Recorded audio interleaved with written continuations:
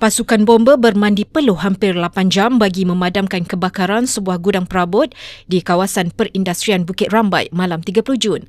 Dalam kejadian kira-kira 9.30 malam itu, gudang perabot berkeluasan 5,574.184 meter persegi musnah terbakar 80% dan berjaya dipadamkan sepenuhnya jam 6.08 pagi.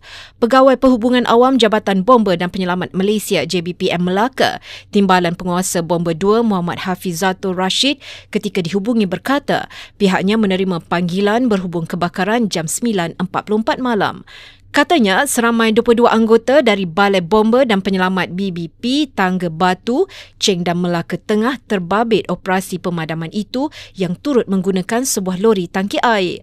Katanya sebaik tiba di lokasi jam 9.54 malam, Komander Operasi Penolong Kanan Penguasa Bomba Muhammad Fazil Yusof melaporkan gudang kilang perabot jenis kekal itu terbakar 80%. Beliau berkata setakat ini punca kebakaran dan jumlah kerugian masih dalam siasatan.